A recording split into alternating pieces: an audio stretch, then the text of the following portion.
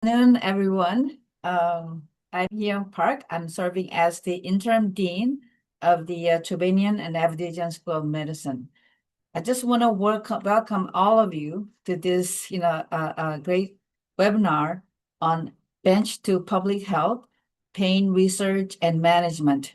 We'll be featuring, faculty from our medical school, as well as giving you most exciting research from bench to bedside happening at the School of Medicine. And also welcome to all of our audience that includes faculty, students, alumni, friends from across BU community. Now, if you have any questions, please submit the questions using a Q&A feature. And the webinar is being recorded, and we will have this recorded webinar available afterwards. So at Boston University, centers and departments across Boston University, they are doing transformative research on pain research and pain management, from basic science research to clinical focus, bench to bedside. So our faculty panelists today will address biological, social, and systemic drivers of pain through their research. This cross-disciplinary discussion will highlight ways to improve pain outcomes and equity in care and translate research into practice and reduce harms associated with opioid use. You'll hear today about research from just few faculty members working in this area, but we do have many others who are collaborating with them and doing really exciting work. I'm really delighted to introduce our moderator, Dr. Venetia or Vana Zachariou. So Dr. Zachariou is Edward Avedisian Professor and Chair of Department of Pharmacology, Physiology, and Biophysics at the medical school. She joined our school in December 2022, and she was formerly was professor of neurosciences at the Icahn School of Medicine in Mount Sinai. Her research program applies multidisciplinary approaches to dissect network and cell type specific mechanisms involved in chronic pain, depression, and addiction. And her research, has been funded by multiple NIH and foundation grants. We are very grateful that Dr. Zachariou will actually agree to moderate this exciting panel discussion. So let me hand this over to Dr. Zachariou. Thank you, Dean Park, for this wonderful introduction. Thanks to everyone organizing this webinar. I'm going to go ahead and, before I introduce the panel, share some introductory slides with you. All right.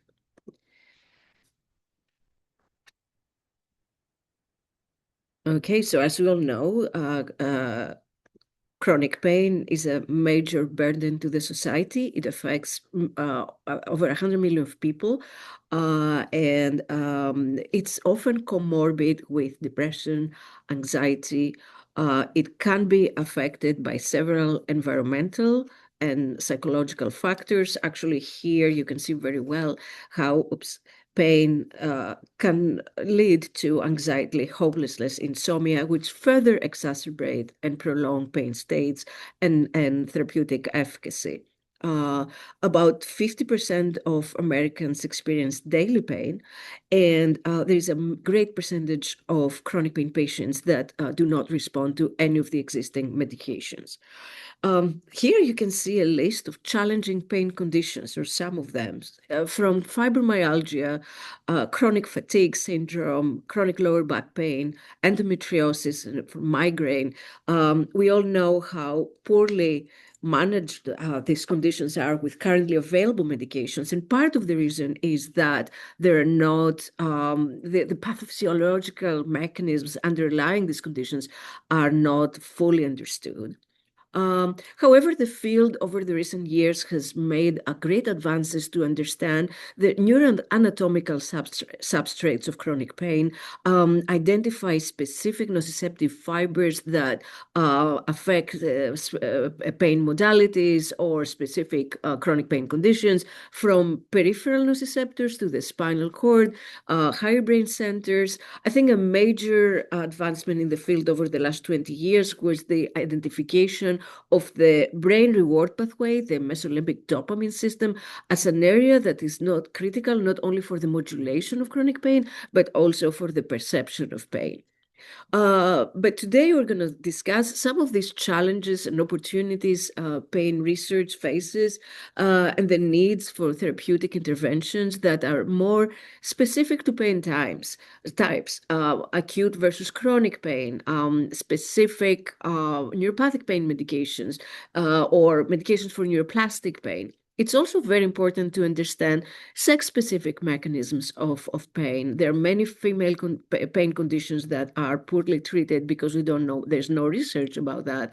Also important to, instead of thinking about suppressing symptoms, to just break the maintenance of chronic pain. So understanding this mechanism, understanding mechanisms of pain remission, pain perception, that also requires optimizing or even expanding the existing preclinical models that we're using, and also give emphasis on comorbidities, assessing pain and function in our patients, and come up with new therapeutic interventions that, as I said, they cover not only sensory symptoms, they cover affective comorbidities, cognitive symptoms. They do not have abuse liability, and they don't cause tolerance. And with that, I think some of the panelists today will talk about some of these advances. And we're going to start with Dr. Marc LaRochelle, who is an associate professor of general internal medicine, and he will talk about balancing pain treatment and overdose prevention, unintended impacts on reactive policy. So, Marc, I think you can switch with your slides now. All right. Thank you, Vanna. All right. So in the next 10 minutes, I want to share with you really 30 years of history where we've seen multiple swings of the pendulum as it relates to opioid prescribing for pain. I think swings that outstripped evidence at the time. I think there's a lot of lessons we can learn from that with how we respond to future issues, but also how we address patients experiencing pain and still using these medicines today. I'm going to start with a slide that probably some form of most people have seen. This shows the opioid overdose deaths over the last 25 years or so. The top line is deaths due to any opioid, and then it breaks it down by different subtypes of opioids. And I'm going to tell this story a little bit by walking through what we now recognize as three distinct eras or waves of this public health crisis. The first I'm going to start with describing as really increasingly permissive treatment of pain with opioids. People may remember pain as the fifth vital sign, which was a campaign from our pain societies back in the 90s. Really a sea change in treating chronic pain where we were encouraged to use opioids as a treatment for chronic pain, really without a ton of evidence to support that. Pharmaceutical manufacturers happily jumped in, developed myriad formulations, promoted them very heavily.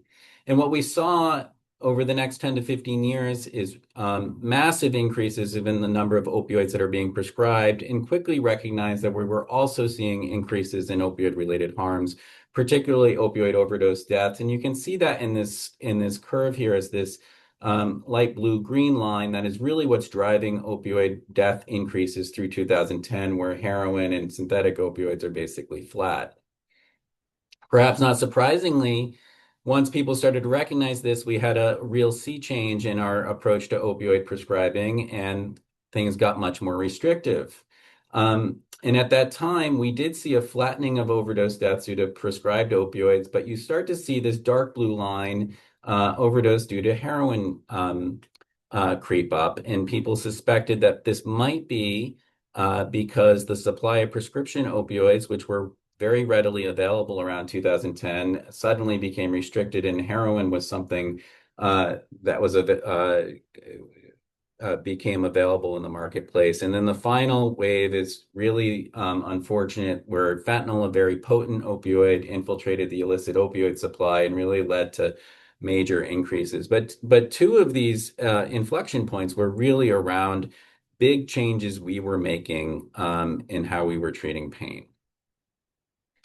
These are just a description of some of the myriad ways we cut down on opioid prescribing in the 2010 era. And it was lots of ways. We had prescription drug monitoring programs. There was a crackdown on so-called pill mills, opioid prescribing limits and guidelines, abuse deterrent formulations, and then even some legal liability for prescribers who might be doing so inappropriately. And as one example of this, I want to tell the story of OxyContin. I think people have heard a lot about this, but I think it's a very interesting case study. It was introduced as the first long-acting opioid by Purdue Pharma in 1995. Interestingly, when it was originally released, its label said that it should have less misuse or addiction potential than other opioids because of its sustained release formulation, where it's given slowly, absorbed slowly over 12 hours, rather than being absorbed all at once like an immediate release opioid. However, people quickly identified that you could bypass that extended release mechanism simply by chewing it and swallowing it. You could crush it and then use it intranasally. You could easily dissolve it and draw it up in a syringe and inject it. This was known quite early in the early 2000s. And by 2010, right, and that's where the inflection point came, Purdue came in with an abuse deterrent formulation of OxyContin. If you're a skeptic, I'll point out that this was 6 months before their patent was to expire on their original formulation. And essentially what they did is they put a polymer in the pill that prevented you from being able to crush it. And if you tried to dissolve it or dry up in a syringe, it'd turn into a goo. They studied it with about 20 people who used opioids illicitly. They said they didn't like it as much. FDA gave them an exclusive abuse deterrent formulation. They put it on the market, and all other forms were taken off. We did a study using claims data at what happened after 2 years, and the prescribing for extended release oxycodone went down by 38% in 2 years after decades of increases. Prescription opioid overdose went down by 23%, but heroin overdose went up by 23%. We saw no substitution of other opioid analgesic formulations, and our interpretation of this is it was probably about 40% of the OxyContin that was out in the marketplace was being misused or in the street population, and this rapid shift in supply may have contributed to people seeking other sources of opioids and unregulated opioids like heroin. So I now want to talk more about a specific issue around opioid tapering and another study in more detail that dealt with that. In 2016, the CDC put out their first guideline around opioid prescribing for chronic pain. And in it, one of the recommendations was that we should avoid increasing the dosage to 90 morphine milligram equivalents per day. There was data that said the higher the dose you gave someone, the higher their risk of an overdose. Unfortunately, many people, states, insurance companies interpreted this as a hard limit and didn't distinguish between people who were already on these doses and increasing to these doses. And as a consequence, a lot of people were subjected to non-consensual or forced tapers off of these medications. And then by 2019, the CDC guideline authors and the FDA were already coming out with reports that there were anecdotes of people being harmed.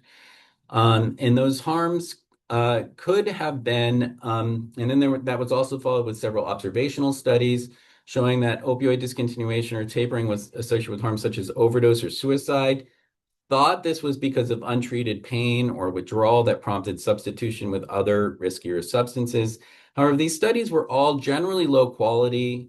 They lacked rigorous eligibility criteria, exposure assessment, and biases that are common to observational studies. Ideally, we do a randomized controlled trial, but it would be really hard to recruit people, as you could imagine, into a trial where we say, hey, let us reduce your opioids. We'll flip a coin and we'll taper you off your opioids, or you could stay on them. So we used a new technique called target trial emulation to try and answer this question. Just quickly on target trial emulation, you may have heard of this. There's no magic here, but it's really a framework for conducting comparative effectiveness studies using observational data. There's two main steps. You carefully articulate the question of interest, and then you really design a trial that you would do if you could do a trial prospectively, and you do the best you can to emulate that trial in the observational data. And this can be really helpful when RCTs are not feasible or possible. So in this study, we used a big national claims database called Optum with over 50 million people in it.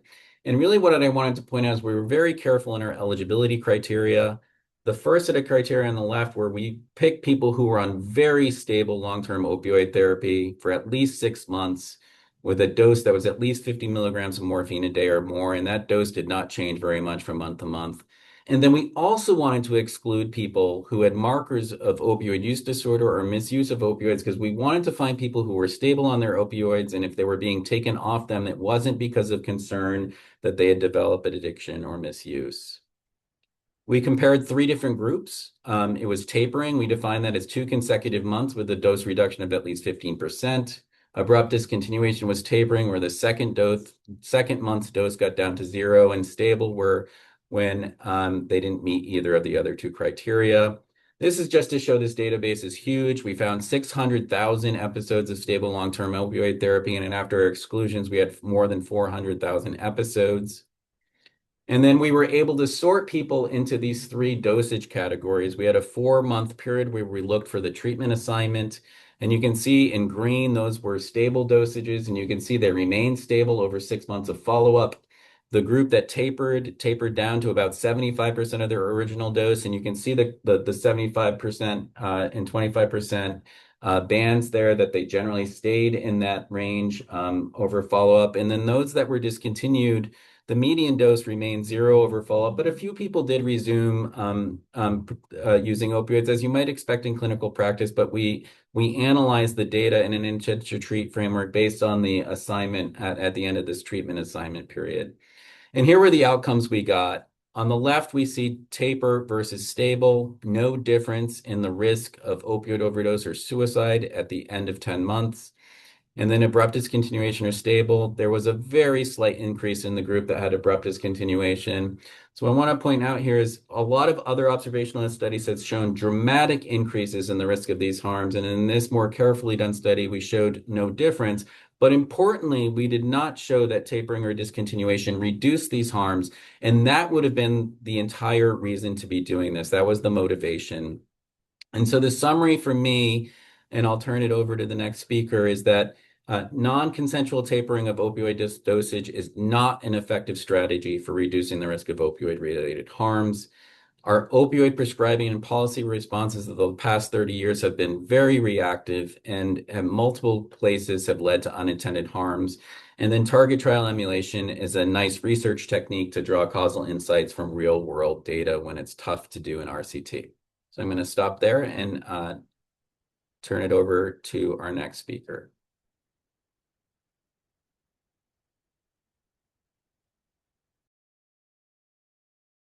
Vanna, you're on mute.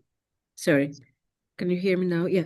I want to introduce Dan Alford, who is a professor of medicine, and also associate dean of continuing medical education. So you can upload your slides if you can, Dan. Thank you. Okay. Thanks for having me. And I am going to, in the next 10 minutes, try to answer the question, safer opioid prescribing, continuing education, does it work?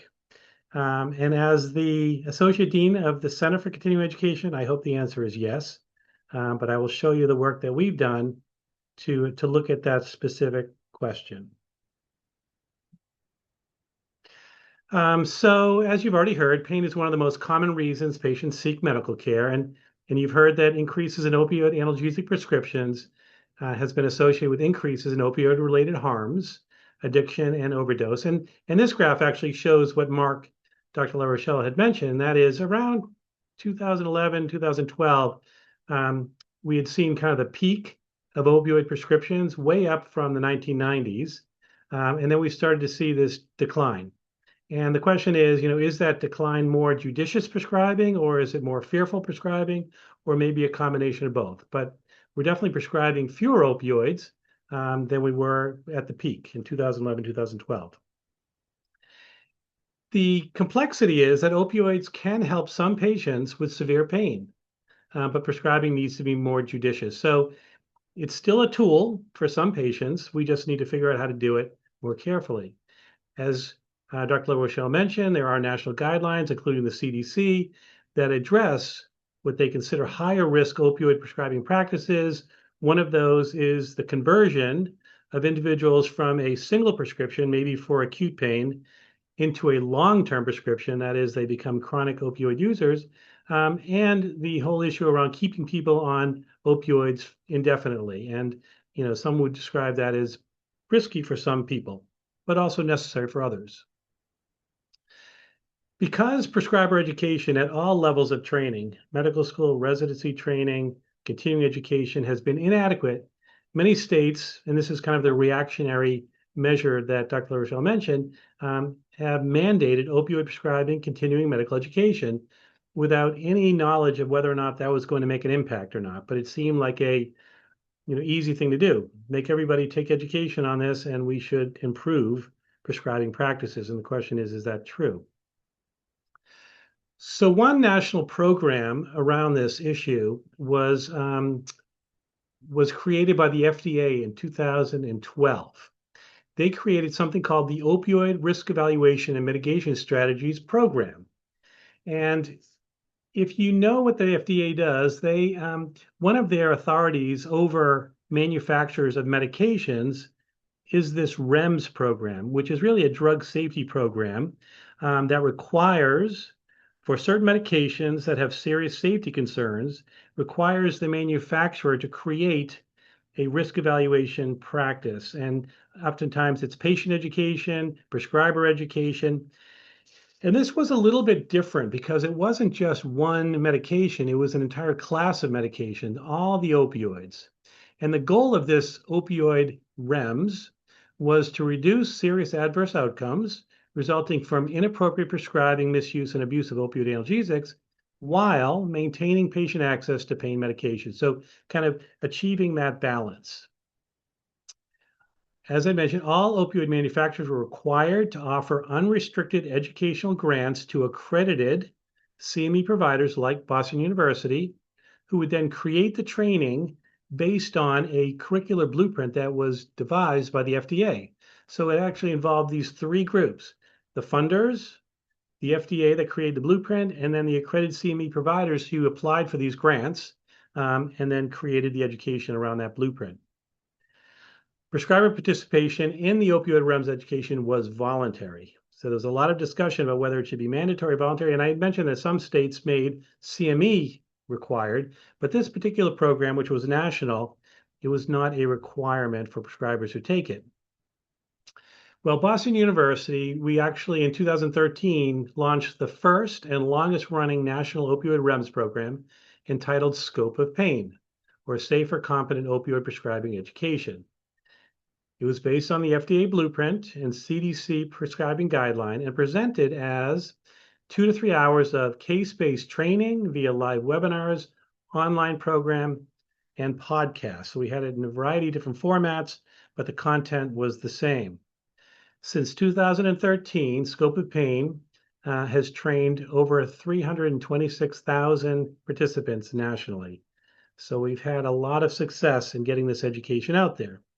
And the question is Scope of Pain effective, right? Is this opioid REMS training program effective. And you might say, effective for what? What are the outcomes? And that's always the challenge around educational evaluation. Like, what are we going to measure? And there are things that are easy to measure and things that are hard to measure. And let me show you what we've done. So in 2016, so 3 years after we got the grant, we published an article in Pain Medicine Journal, Scope of Pain and Evaluation of Opioid Risk Evaluation Mitigation Strategy, Continuing Education Program. And so everybody that we trained did an immediate post-program survey, and we had 2,850 at that time. And 87% immediately after taking the program, the 2 to 3 hour program, 87% said, I am going to make a change in my practice towards guideline-based care. And it turns out that intention to change in the world of continuing medical education does predict actual behavior change in a certain proportion of individuals. So that was encouraging. And that's actually pretty high. We expect, in the 50s for CME programs, 87% was quite high. So that was good.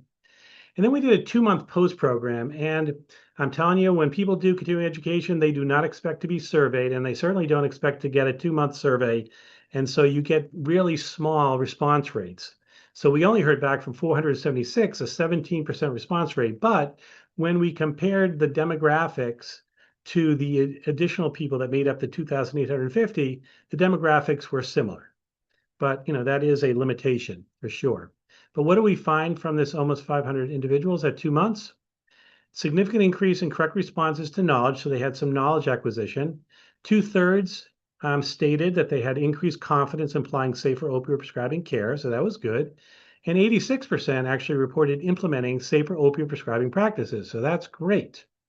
However, these are all self-reported changes, right? Other than the knowledge questions, which is objective, the increase in confidence and increased change in practice is someone saying, yes, that's what I did. But we can't actually measure if they actually made those changes. So, however, we have recently completed another study that actually uses a more robust design, one that I've not seen used in medical education, but it may have been. It's usually used in economics. And it's called a difference in difference analysis. And really, we're looking for the causal effect of CME on safer opioid prescribing outcomes. It's a quasi-experimental design that attempts to mimic an experimental research design using what we have, which is observational data, by studying the differential effect of treatment, in this case, scope of pain or CME, on an interventional group versus a control group. Okay. So we looked at Massachusetts prescribers who completed scope of pain between 2013 and 2020. And there was an intervention group, a little over 2,000, who were trained. And there was another group, 1,817, who eventually took scope of pain, but it was 2 years later than the intervention group. So it was delayed. So they all took scope of pain, but there was a delay. And so the delayed group, we considered the control group because we looked at their practices before they actually took the training. We also looked at the Massachusetts all-payer claims data for the patients that were being treated by these scope of pain participants. And we found 129,000 opioid naive patients, people who had not been prescribed an opioid in the prior year, and almost 9,000 long-term opioid users. And so we were able to link the prescribing practices of the intervention group and control group with these particular patients based on their prescriptions that they had received. So we were looking to have causal effects estimated by comparing the opioid prescribing practices before and after completing scope of pain for the intervention versus the control groups. And I'm going to show you 3 data slides. The first one is, what effect did scope of pain have on getting a second opioid prescription after a first opioid prescription? So presumably the first opioid prescription was for acute pain. The question is, did they continue by getting a second opioid prescription? Well, prior to taking scope of pain, 20% of opioid naive patients received at least one other opioid prescription. 1 month after taking scope of pain, opioid naive patients receiving subsequent opioid prescriptions fell by 24.3%. So you can see at time that vertical dotted line is the scope of pain training. So you can see the effect is pretty immediate after the training, that there was a decrease in giving someone a second opioid prescription after that first prescription. And that first prescription was 7 days or less, again, likely for acute pain. What about the effect of scope of pain, or CME, on getting a long-term prescription? We define that as 90 plus days of opioid prescriptions after that first opioid prescription. And so prior to CME, a small proportion, so 4% of opioid naive patients received opioid prescriptions for 90 plus days. After the CME, opioid naive patients receiving subsequent opioid prescriptions for 90 days fell by 25.4%. And you can see this on the graph. And then finally, what about the effect of CME on continued opioid prescribing for people who are on long-term opioids? Well, prior to the CME, 39.5% of long-term opioid users received a new prescription in any given month. 8 months after the CME, so not immediately, but 8 months after the CME, overall opioid prescriptions declined by an average of 7.6% in the group that took the CME compared to the group that was delayed in taking the CME. So it looks like there was a causal effect in these prescribing behaviors. And so in conclusion, it seems like safer prescribing CME does reduce rates of some higher risk opioid prescribing for patients who are opioid naive and those who are on chronic opioid therapy, and that these outcomes suggest that CME can improve opioid prescribing practices.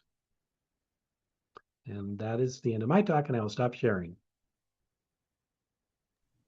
Great. Thank you, Dan. I think I'm going to quickly move. We're moving now to preclinical studies, and I'm going to quickly present some work from my laboratory. We are interested in mechanisms underlying neuropathic pain, and we are primarily working with mouse models. The questions we're asking for chronic pain and neuropathic pain specifically are: what are the cell type or brain region specific adaptations that underlie long-term neuropathic pain conditions at the level of the peripheral nociceptors at dorsal ganglia, at different components of the nociceptive pathway. But we also give emphasis to the nucleus accumbens as the importance of this brain region in nociception and analgesic efficacy has not been investigated for that much. So today I'm just going to show a brief summary of studies that involve transcriptomic approaches, either whole tissue transcriptomic or single nucleus RNA sequencing. And here what we're doing is that we're generating nerve injury models mimicking neuropathic pain states in humans where we see both sensory and affective symptoms. So we monitor for 3 months the field, the preclinical field used to use a few days or a few weeks to study chronic pain. And we look at both spinal and supraspinal sites. As I said before, today I'm just going to focus on studies that involve the nucleus accumbens. So this is a component of the mesolimbic circuit. And the nucleus accumbens plays a very important role in reward and motivation, but it's also implicated in mood disorders. So there's a 30% comorbidity rate between chronic pain and depression. The accumbens is also involved in substance use disorders, and there's also a high comorbidity between chronic pain and prescription of opioids and opioid use disorders. So it's very important for us to, first of all, develop these models of comorbidity and understand from what we heard from the two previous speakers how we can better use preclinical models to mimic these human conditions. So first of all, we used a mouse model for neuropathic pain, a spinal injury model, and we let the mice for at least 3 months with nerve injury. So we see sensory depression-like behavior, sensory deficits, and then we give them for about 2 weeks very high doses of oxycodone, which we know that will cause physical dependence and hyperalgesia. And of course, once we stop, we're going to see spontaneous withdrawal, which in this case means exacerbated pain and many other manifestations of anxiety and affective signs of withdrawal. So we collected nucleus accumbens tissue and tissue from other brain regions, and we performed RNA sequencing, and our bioinformatic analysis predicted, sorry about that, predicted that oxycodone withdrawal affects specifically this molecule called HDAC1 in the groups of mice that were under withdrawal, under pain, but not those that received oxycodone and they were pain naive. So we developed the hypothesis that this histone deacetylase, and to remind you, histone deacetylase suppress the transcription of genes that in this case probably are important for the recovery from chronic pain states by condensing chromatin. So if we use an inhibitor for HDAC1, first of all, we could see prevention of opioid withdrawal and alleviation of neuropathic pain signs. So we can promote the expression of genes that are implicated in chronic pain, and like non-selective HDAC inhibition would not be a successful approach, as that will cause many side effects. But now we have more selective inhibitors that we can give at very low doses. Or another approach, as I will show later, is that we're trying to understand what are the genes that are suppressed by HDAC1, and then maybe target these transcription factors or other molecules to promote recovery from chronic pain. So here you can see that we in mouse models, we use this RBC1 high and HDAC1/2 selective inhibitor in the neuropathic pain model that we're using. These are sham animals, males and females. They don't have any tactile allodynia and the drug doesn't do anything. But in groups of mice that have spare nerve injury, we see severe mechanical hypersensitivity, and within a few days of the inhibitor treatment, we see recovery. And we also see recovery from many other sides.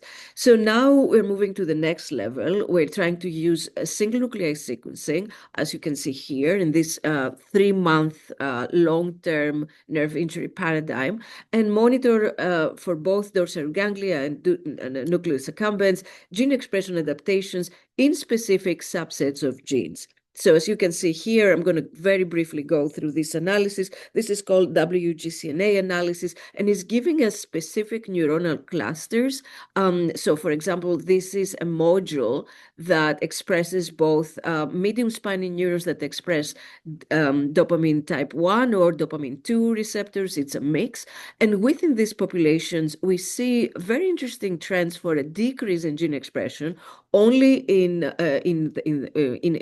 mice that have nerve injury for proteins that are related to G protein signaling or synaptic activity. And so actually my lab has shown that this RGS9 gene is indeed implicated in neuropathic pain. So we're validating these findings now biochemically or behaviorally. RGS20 is another important G protein modulator that we can see that knocking out RGS20 does increase pain sensitivity. And we continue trying to understand how reelin or HDAC inhibitors have selective effects on specific cell types.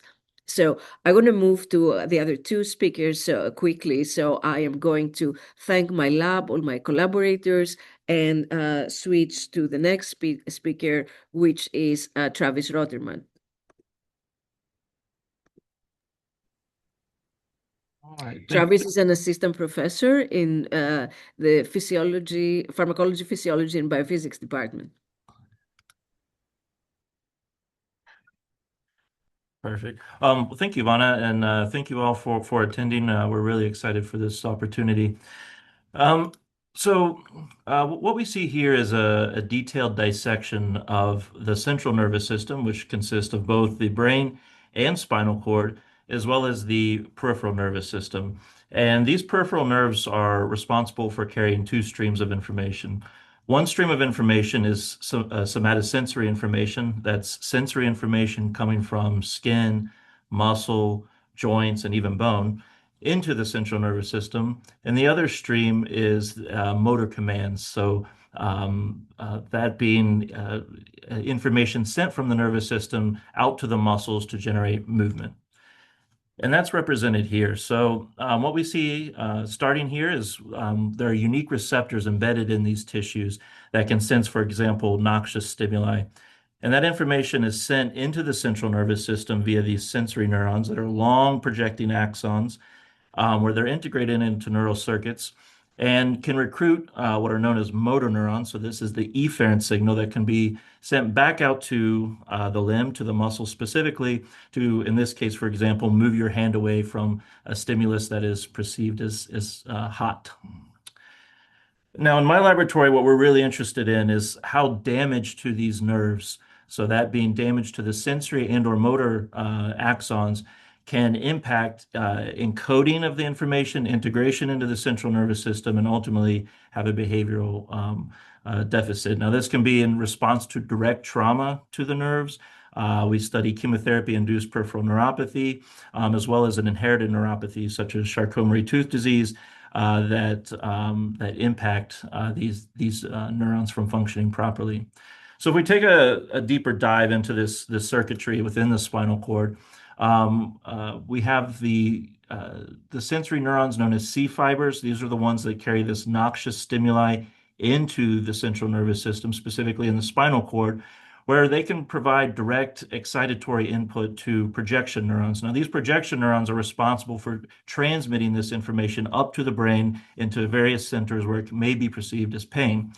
Now, you can imagine we want to balance this by having some inhibition in this circuitry as well, so that not everything is this excitation being perceived as pain. So these neurons communicate through neurotransmitters, and there are a variety of neurotransmitters in the nervous system. Two of the most prominent ones that we think of are shown over here. So glutamate is the primary neurotransmitter for excitation. So it depolarizes neurons, causing them to fire action potentials. And then the complement to that is this gamma aminobutyric acid, more commonly known as GABA, which is responsible for inhibiting or hyperpolarizing the neuron, preventing it from transmitting information further. Now, this is going to become more important later in the talk here. So what I'm showing here is an animal experiment in which the experimenter can penetrate these projection neurons, as I introduced on the previous slide, and actually record how these synaptic inputs are integrating into the neuron. So you can actually record electrical activity from that neuron while simultaneously providing stimuli to the limb. And that's what's shown here. So what you see on the x-axis, you can gently brush the paw, you can touch the paw, or you can pinch the paw. Now, pinch is a noxious stimuli, so we expect a response. And on the y-axis, what you see are spikes per second. Now, spikes are what we refer to are action potentials, which are generated in response to this excitation. So under normal control baseline situations, we don't expect this gentle touch to cause generate a noxious stimuli, but we do to pinch, so that's to be expected. However, after a nerve injury, so this specifically is a compression injury of the sciatic nerve, we see a hyperreactive circuitry where what was once non-noxious stimuli are now producing exaggerated responses to gentle touch and to brush, and even further exaggerated responses to pinch. So even though the pinch is short-lived, there's this continuous excitation that's being integrated into this circuitry. Now, concurrently, when you have these nerve injuries, there are neuroimmune responses that occur. So what you're looking at here is a cross-section of the spinal cord.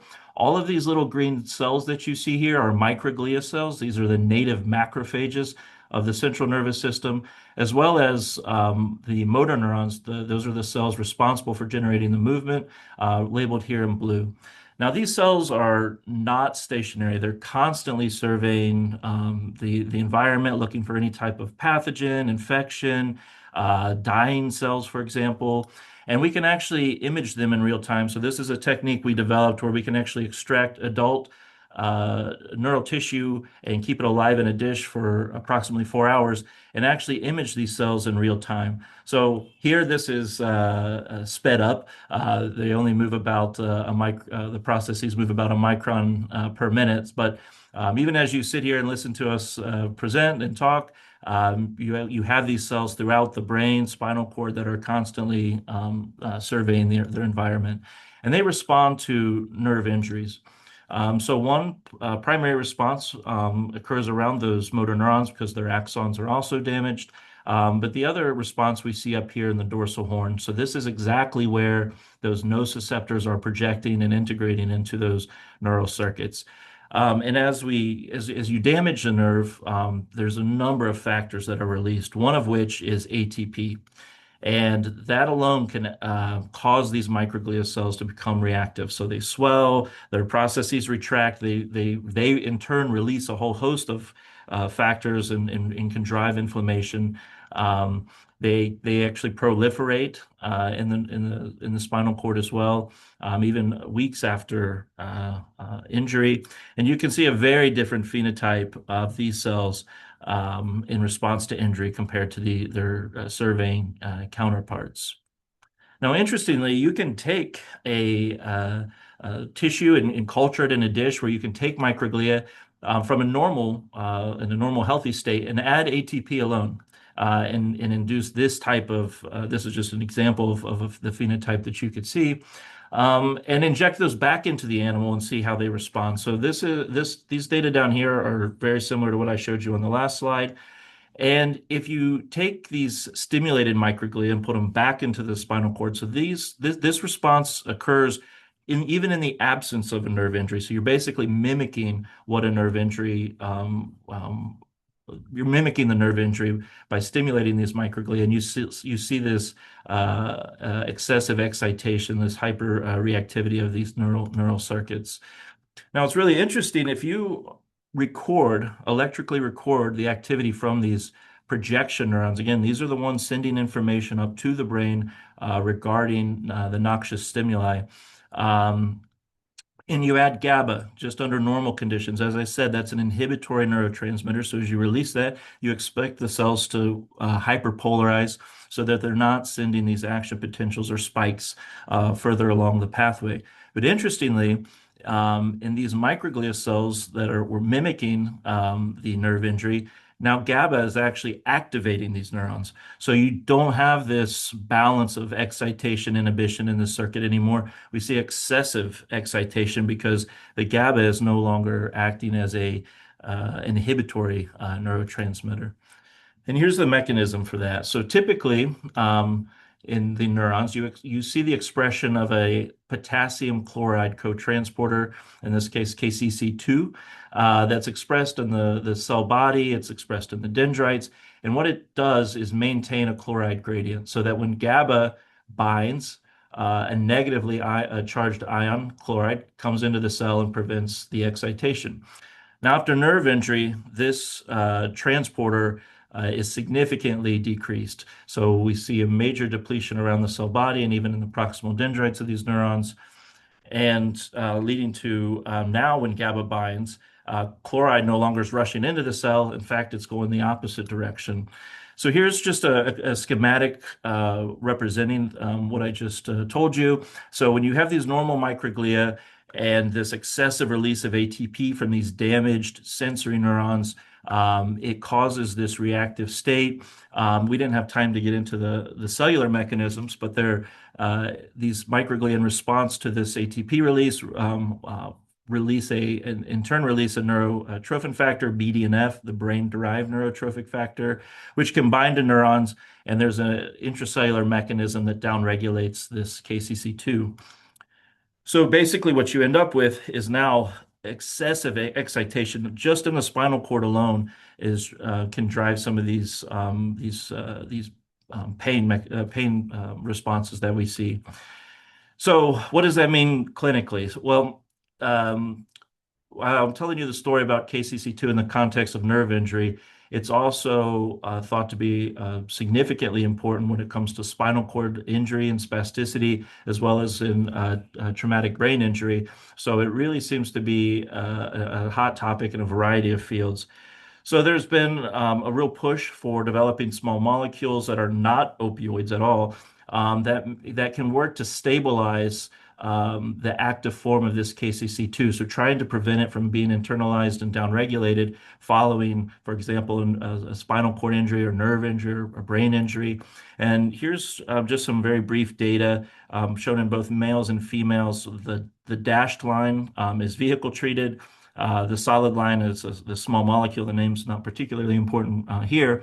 But what you're looking at on the y-axis here is this withdrawal threshold. So basically, the lower you are on this chart, the more sensitive you are. The higher up, not so sensitive. And then this is over time. So you see after a spinal or a sciatic nerve injury, the animals become hypersensitive partially due to the reasons I just told you about. And then with animals that receive the vehicle, they have this hypersensitivity that maintains. Well, animals treated with this small molecule, you start to see a behavioral improvement and the thought is by stabilizing this KCC2 in the neuron, we can prevent the transmission of this noxious stimuli. So I think this is a really exciting possibility by actually addressing some of these mechanisms that lead to pain directly in the spinal cord. So with that, I will stop. Just thank my lab, NIH, for their continued support, and the medical school as well. Great. You can keep submitting your questions, and then we will open the Q&A session. But I want to now introduce Dan Taub. I know that I mixed up the order, and Dan was supposed to present before that. So we're going back to the prefrontal cortex. Dan is an assistant professor in the Pharmacology, Physiology, and Biophysics department. And Dan, you can start. All right, great. Thank you, everybody. It's great to be here and hear about some really exciting work going on here. So I'm going to talk today a bit about novel targets for neuromodulation and pain.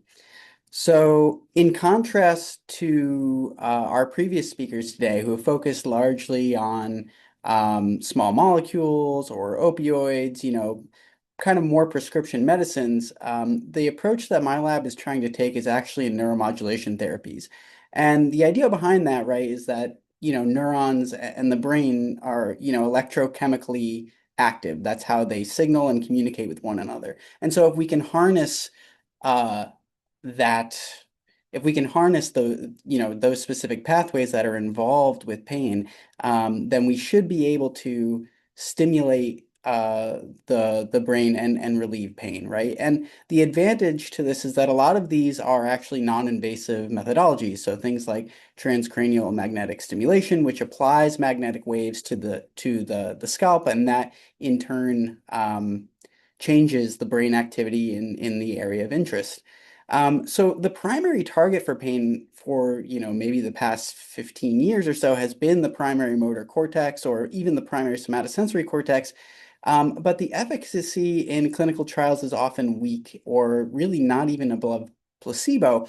And it's been a really big question as to why these technologies haven't been adopted more. And so, where my lab kind of began was just looking at the amount of different regions in your brain that actually process pain. And what we know from human imaging studies is that it relies on at least 14 different brain regions to interpret the where you're feeling pain, the what pain you're feeling, and the amount of it, right, that you're feeling.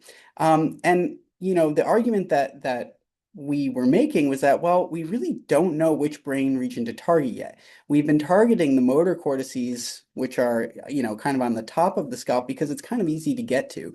But maybe these harder nuclei, such as, even subcortical nuclei like thalamus or amygdala, might be more beneficial to target. And so we started by taking an unbiased approach and using a technique called fibrophotometry. And what it does is it's able to use light to capture the activity of individual brain regions. And primarily we use rodents for this. And so we assayed a variety of different regions throughout the mouse's cortex. And what we discovered was we found something that was really kind of unique. And so we found that there's a specific brain region called the secondary somatosensory cortex, and that it encodes very distinct aspects of pain. So for a long time, it was assumed that pain was processed in your brain in a very canonical way. But largely it appears that different types of pain appear to be encoded differently in the brain. And so, for example, we can, heat up the floor that a mouse is sitting on to a level that's uncomfortable, and we can measure their neural activity in S2. And what we can see on this graph here, so on the y-axis is activity, on the x-axis is time, is that these different populations of neurons within S2 dramatically change with response to the stimulus. So here is exactly when the burning stimulus is turned on, and then it's turned off somewhere around here. What's even more interesting is that the signaling dynamics between different populations of neurons within S2 becomes completely uncoupled during pain. So we can give inflammation to one specific paw. So for example, we can inject an agent like Zymazan, which is similar to like a bacterial infection, into the paw here. And we can do the exact same test, right? So beforehand, we had this nice coherence where this one population of neurons increases and then another turns on. And what happens is that the temporal dynamics between these two become completely altered. And so that's interesting. You could say, okay, well, is this, causal? And so what we ended up doing was using a specific technique called optogenetics, in which you use light to activate or inhibit specific populations of neurons. And so we use this technique in the S2 region to ask that exact question. And so again, here is their withdrawal from a heat source. So if I apply a heat to the bottom of their paw, how long does it take them to withdraw until they find it uncomfortable, right? And so in the uninjured paw, these mice, don't respond at all, or they respond normally, that is, at a baseline level, whether we activate the cortex or not. But in an injured mouse, we can activate and see a significant increase in their thermal hypersensitivity. So this really provided the causal link between not only the activity, but also the downstream behavior. What's really exciting is that we've started to pair with physicians who are using this technology and asking if we can do transcranial magnetic stimulation in S2. And so here's a very preliminary study that we're building upon now, but essentially we had patients who had visceral pain, and they came into the clinic once a day. They got 1,600 pulses of magnetic waves to their secondary somatosensory cortex for 10 days. And that's about a 30-minute procedure for each day. And then the patients were asked to report their pain following TMS and immediately up to 8 weeks out.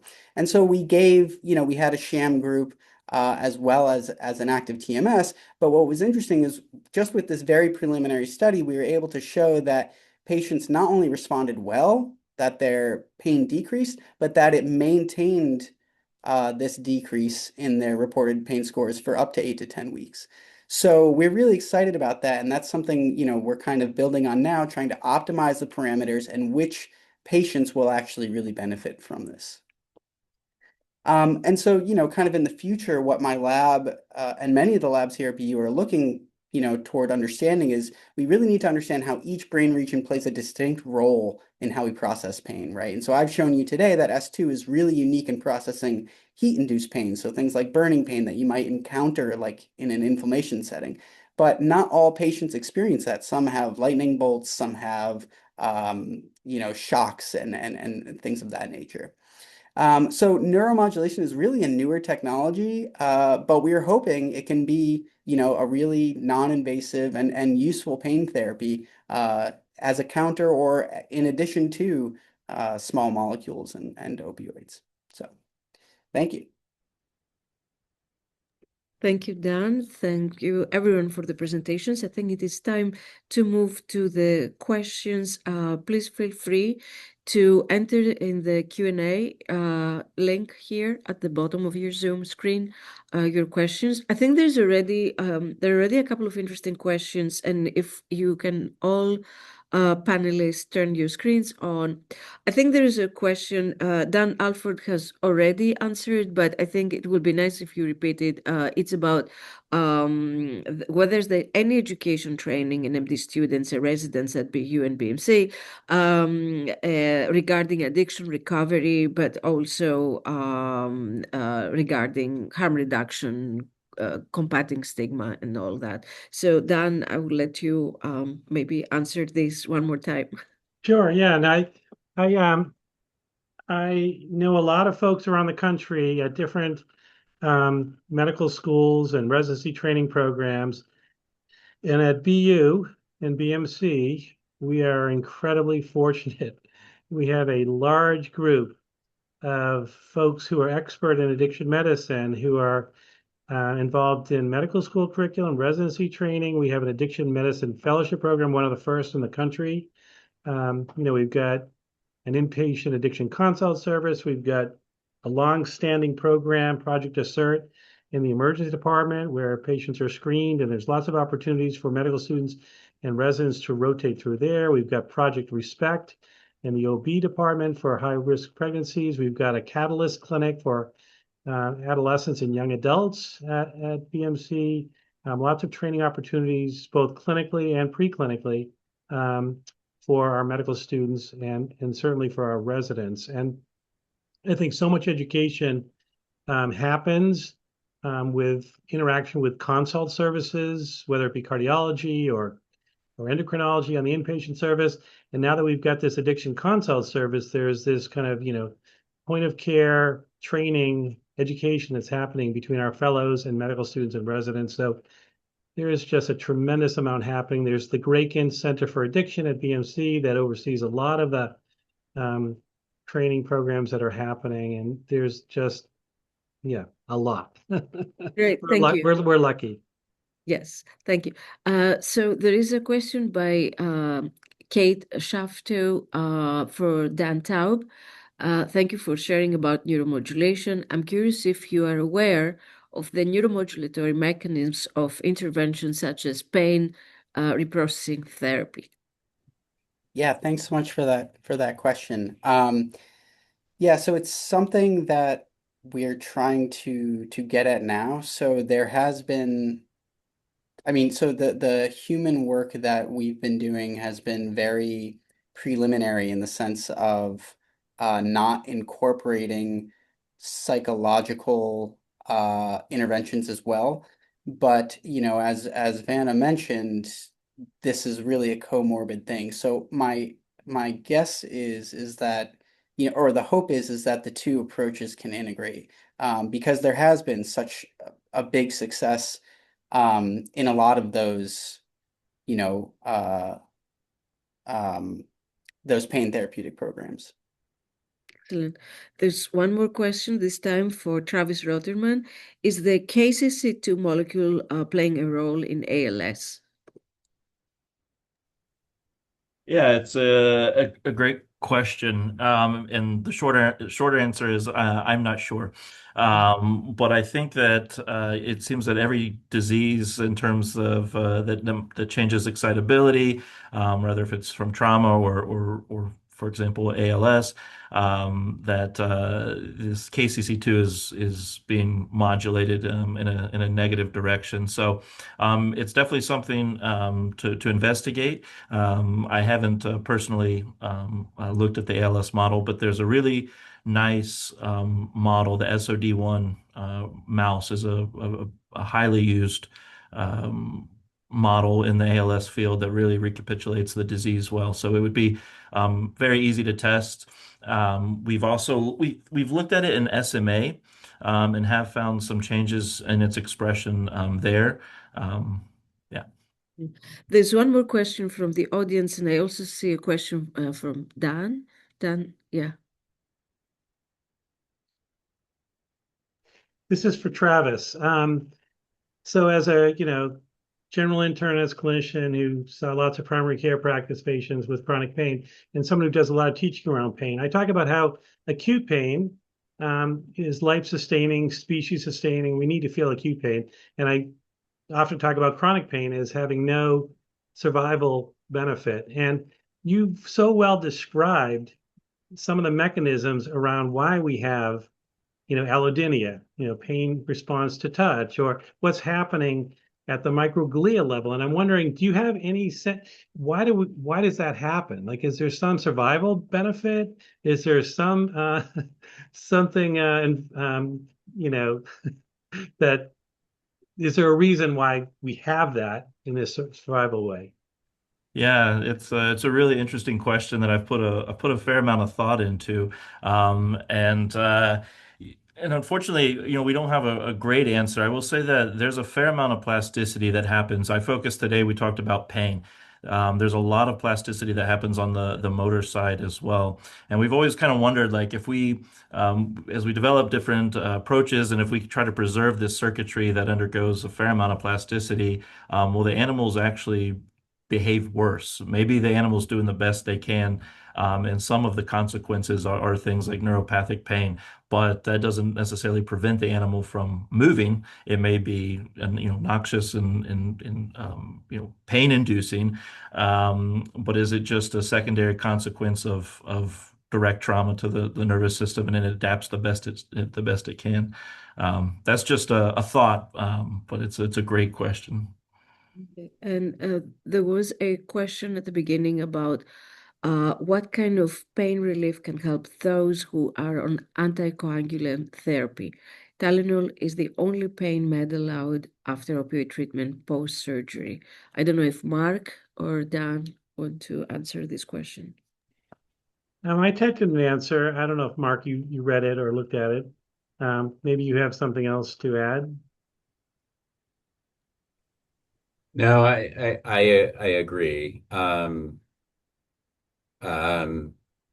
Yeah, but I do think, and I agree with what Dan wrote. Opioids aren't completely contraindicated for people who are receiving anticoagulants. We tend to avoid NSAIDs, and so there are lots of alternatives and things to try. Dan lists other meds like tramadol, which works on serotonin, can also have an effect on the mu-opioid receptor.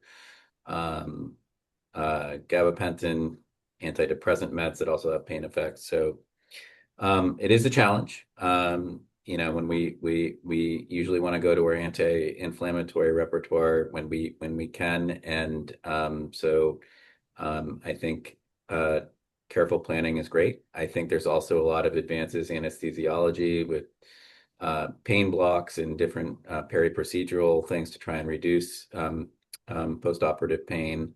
And so I think, I think thinking up front about how to best prevent as much post-surgical pain is also a thing to think about.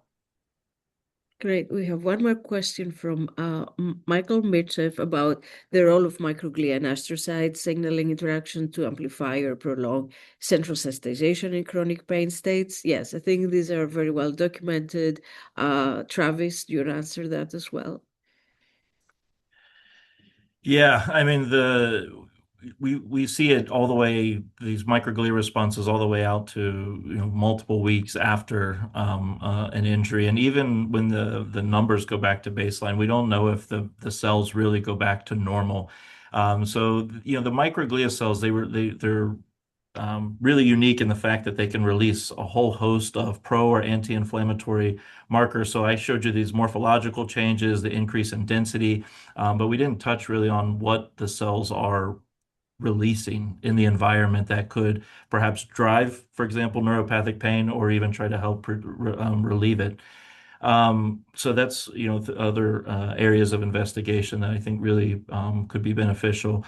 And yeah, the whole astrocyte response, is also really interesting. We haven't studied it much in my lab, but there are labs, across the world that are also really interested in astrocytic responses. Again, another cell type, another glial cell type that can release a whole milieu of factors, including neurotransmitters and neuromodulatory factors. So it's, I think, and the other thing I will say is that no matter what injury, neurodegenerative condition, or even probably psychiatric conditions, these immune cells really seem to be tightly related to pathology. So I think, as a whole, neuroinflammation is of significant interest to, and has a really broad range.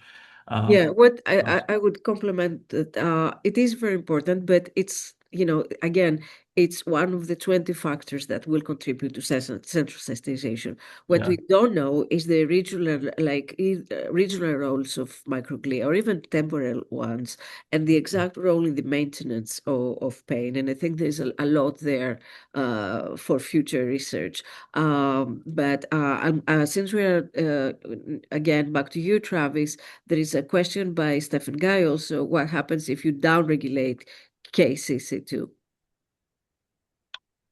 Yeah, so this is what you see in development. So early in development, when the neural circuits are forming, GABA is depolarizing. It's not an inhibitory neurotransmitter. It's not till a little bit later in the developmental process do you start to see the upregulation of KCC2. So it's, we call GABA an inhibitory neurotransmitter. Well, it's a neurotransmitter that just binds to a receptor. That how, if it's depolarizing or inhibitory, is purely based on a chloride gradient.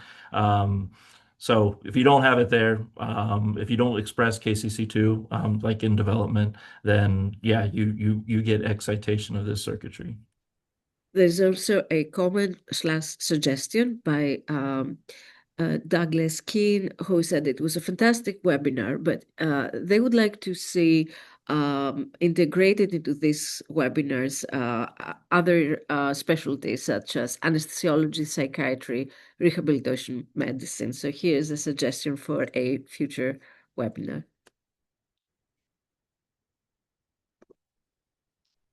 Okay, are there any more questions? If not, I would like to thank all the panelists and the organizers, and hopefully we'll have more often brainstorming about pain and pain management, pharmacological and non-pharmacological, and see rehabilitation medicine and anesthesiology also being involved. So I just want to thank, on behalf of Chobanian Avedisian School of Medicine, thank all the panelists. I want to thank Vanna for moderating it, and I want to thank all the attendees, listening and really submitting really exciting and interesting questions. I think we've come a long way, but I think we have a lot more to do. So I hope that this will be start of another really great discovery so that the opioid issue will be completely addressed. So thank you, everybody. So I hope you all have a good evening. Thank you.